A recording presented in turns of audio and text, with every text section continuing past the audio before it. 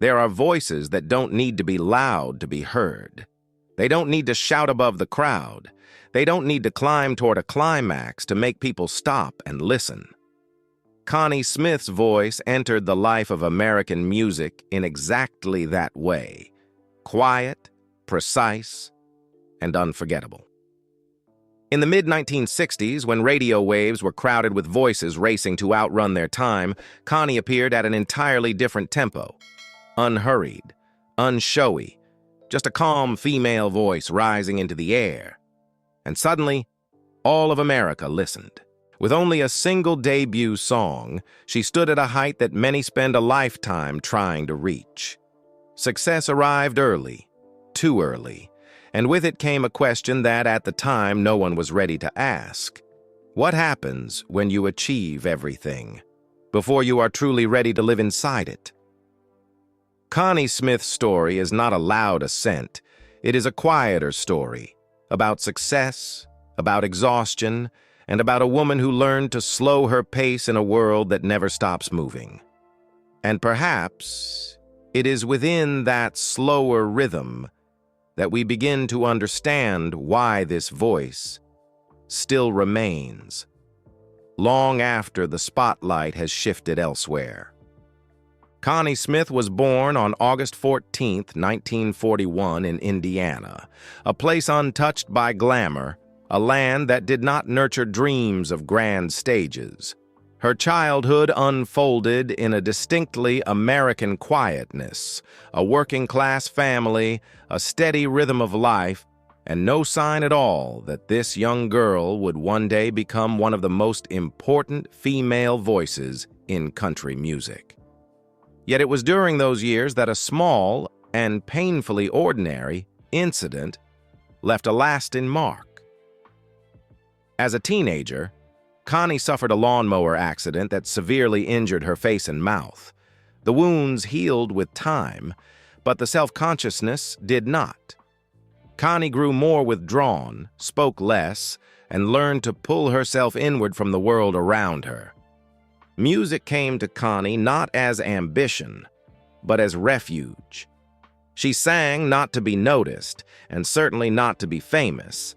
She sang to be still, to have a space where she did not need to explain who she was or why she felt changed after the accident. From that place, the traits that would follow Connie throughout her life began to take shape: discipline, inwardness, and an almost instinctive caution toward anything resembling display or spectacle.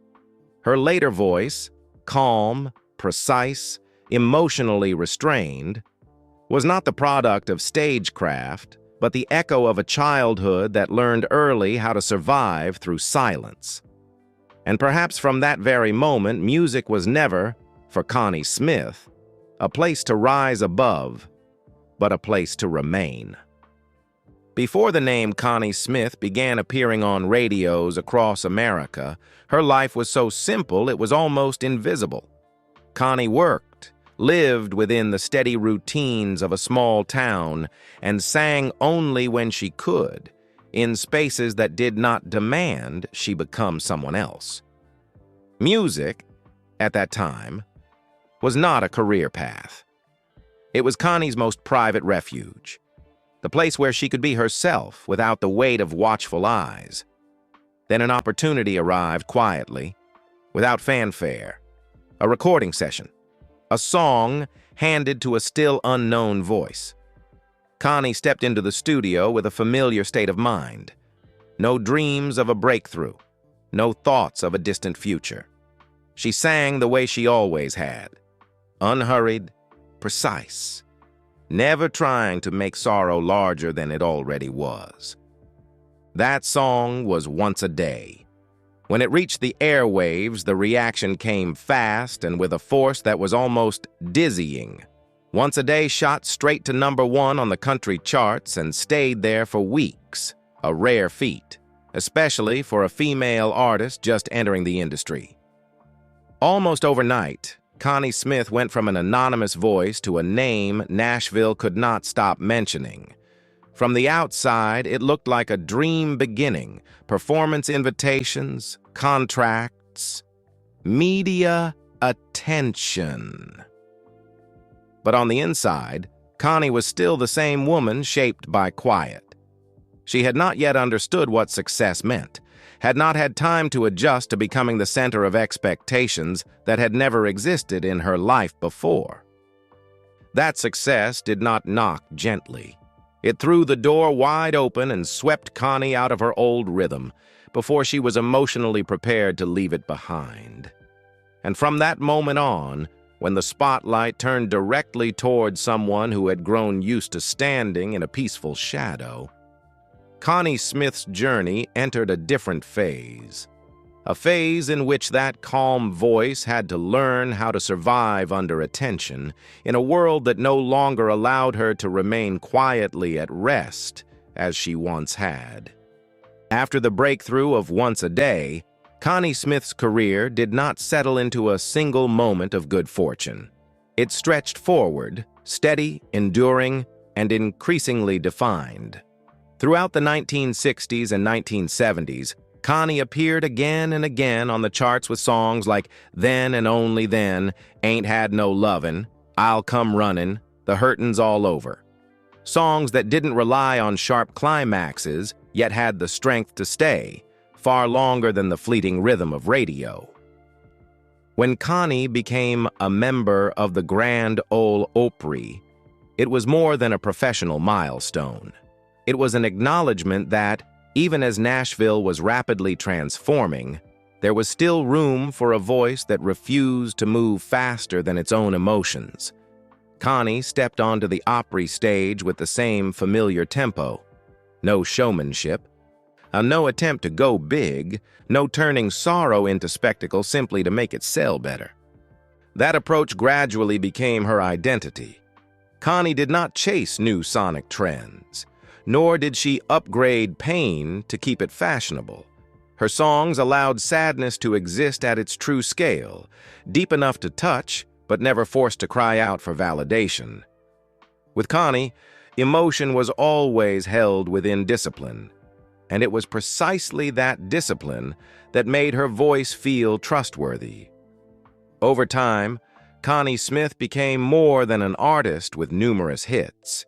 She became a quiet standard for female country voices, proof that you could endure without noise, that you could remain grounded without constantly reinventing yourself to match shifting tastes. Connie's success did not come from intentional difference, but from her refusal to betray the inner rhythm that guided her. And it was precisely at this point, when her career reached what seemed like an ideal state of stability, that a paradox began to form. Because behind a voice that always appeared emotionally controlled was a human being forcing herself to hold that rhythm, day after day, until the calm on the surface was no longer enough to conceal the cracks slowly widening beneath it. For Connie Smith, crisis did not arrive with a loud collapse. It took shape during what appeared to be her most stable years, when her career was secure, her name well established, and her schedule left no room to breathe. The pressure accumulated over time. Relentless touring, studio sessions flowing straight into stages, and constant expectations to maintain the right image. Alongside the role of artist, Connie carried another role, family. But the rhythm of life at the peak allowed no space for everything to fully coexist. During this period, Connie's first two marriages quietly fell apart, not through scandal, nor through public arguments splashed across headlines. They dissolved in silence, as both sides grew exhausted. Long absences caused by touring, an ever-widening emotional distance, and the sense that each person was living at a completely different pace. No one was clearly wrong enough to blame. There was simply no longer room for each other. What is striking is this: Connie did not lose her career amid those fractures. On the contrary, she continued to stand on stage with a voice that remained precise and disciplined, never allowing emotion to slip beyond control. Yet it was precisely that stability that concealed another reality. A quiet depression. No explosion. No public breakdown. Just a prolonged emptiness, increasingly difficult to name. The moment of reaching bottom did not come from a single event. It arrived when Connie realized she was fulfilling every role, except the role of being herself. Success by then was no longer a refuge. It had become a closed frame, holding her inside while her inner life slowly drained away. This was the true breaking point of the story. Not when Connie lost something in the public eye, but when she understood that if she continued this way, what would disappear would be the person behind the voice. And from that very fracture, another choice began to take shape. Not to preserve fame, but to preserve rhythm. A turn that would lead Connie away from the momentum of the peak, toward a slower, deeper journey, one in which, for the first time, she allowed herself to begin healing. For Connie Smith, faith did not arrive as a miracle that made everything vanish in an instant. It came slowly, like a breath she had forgotten how to take for a very long time. Not to erase pain, but to become calm enough to look directly at it. After years spent moving within the inertia of success, Connie allowed herself, for the first time, to stop. Not to abandon music, but to ask a more fundamental question. Why am I still singing? The answer did not lie in charts or tour schedules. It lay in inner truth. A place where music did not need to defeat anyone, only to be honest. Connie's turn toward gospel happened naturally, almost inevitably. There, her voice no longer had to strain to impress. It was allowed to remain as it was, calm, humble, neither hiding fatigue nor amplifying sorrow. And each song became a conversation, not with the public, but with herself. This shift softened the rhythm of her life. There was no longer pressure to prove anything, no longer the feeling of being pulled forward by other people's expectations. Connie did not sing to reach the top, nor did she sing to come back. She sang to stay with herself. And in doing so, she rediscovered a sense of living that the spotlight had taken away long ago. Connie Smith did not leave music. She changed the way she remained within it. And that choice, quiet yet decisive, opened a new chapter. One in which her voice no longer carried the burden of glory, but became part of a healing process. And when music no longer had to shoulder the task of conquest, when a voice was allowed to exist without proving anything, Connie Smith began to reorganize her life, quietly, selectively, and with greater caution toward the light. Now in her 80s, Connie Smith does not live in seclusion, but she no longer exists within the orbit of a star. She lives in the Nashville, Tennessee area, in a stable and private family life alongside her husband, Marty Stewart, the country artist she married in 1997. This is the most enduring marriage of her life, and also the relationship that came after Connie had reached her lowest point and learned how to slow down. Connie's present days no longer revolve around recording studios or touring schedules. She devotes most of her time to her spiritual life, faith-centered activities, and relationships that are not tied to work. Music has not disappeared from her life. It simply no longer serves as the force directing every decision she makes. Connie still appears occasionally at the Grand Ole Opry, but not on a fixed schedule, not out of obligation, and not to maintain visibility. Each time she steps onto the stage, now is voluntary, like a visit, not a role that must be fulfilled. Her voice is deeper, slower, but it carries something her younger years did not: a sense of peace. In recent years, Connie has continued to record selectively.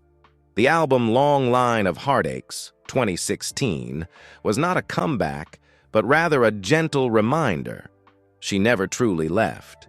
No major promotional campaign, no sales pressure, just an artist who has gone far enough, returning to the studio when there was still something she wanted to say. Notably, the Connie Smith of today does not attempt to retell a glorious past. She rarely speaks of success as a triumph. In her rare interviews, Connie more often speaks of gratitude, healing, and learning how to live in alignment with her own rhythm, things that did not exist during the years she topped the charts. In an industry where artists are often remembered only while they are still active, Connie Smith exists differently. She has not disappeared, but she has also not tried to hold the center. Her present life stands as proof that there are people who do not need to keep moving upward in order to remain within musical memory. And from that sparse yet steady presence, Connie Smith steps into her final role, not as a star still shining brightly, but as a quiet anchor within the history of country music. Connie Smith's legacy was not built on explosive moments. It was shaped over time and through a rare consistency in how one human being walked alongside music. In terms of achievement, Connie Smith holds a career few female country voices of her generation could rival. Throughout the 1960s and 1970s, she placed more than 20 songs in the top 10 of the country charts, many of them becoming radio standards for an entire era. Once a Day, Then and Only Then, The Hurtin's All Over, Ain't Had No Lovin'.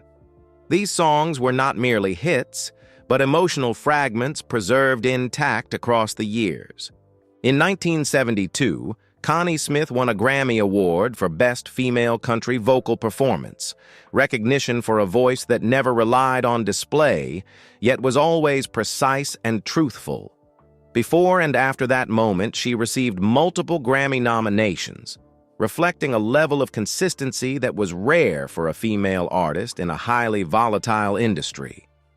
At the height of her career, Connie was named Female Vocalist of the Year by the Country Music Association, a title awarded not simply for popularity, but for vocal quality and artistic influence.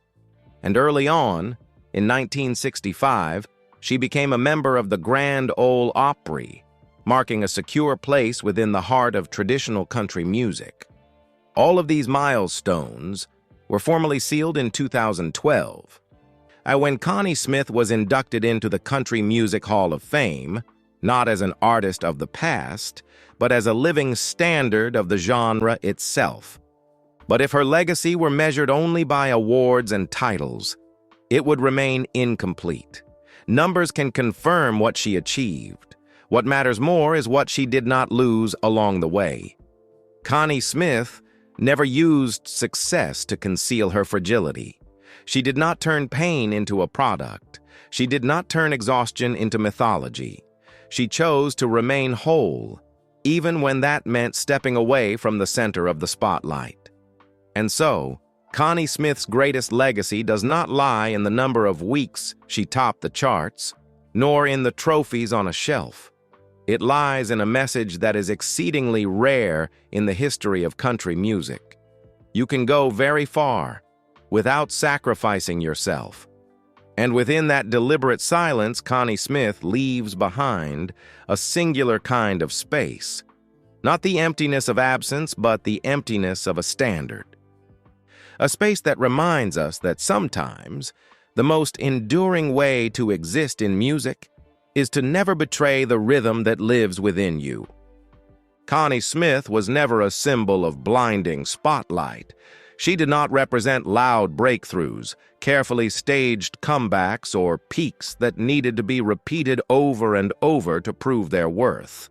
Connie is a symbol of quiet endurance, someone who traveled very far enough to understand that not every road must be taken to its end, far enough to know when to slow down, when to hold on to the parts of life that do not belong to the spotlight, and brave enough to choose peace, even when that choice made her story less dramatic in the eyes of others.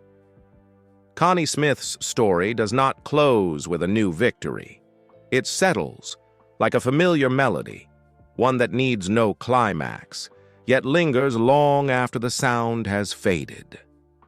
Because there are lives remembered not for how fast they moved forward, but for how they never lost themselves along the way. And perhaps the final question of this journey is not meant only for Connie. It is meant for anyone who has ever stood at the boundary between continuing and stopping. If you could go farther, but at the cost of your peace, what would you choose? If this story gave you something to reflect on, leave a comment below. And subscribe to the channel so we can continue exploring the journeys behind the spotlight where stories don't need to be loud to remain.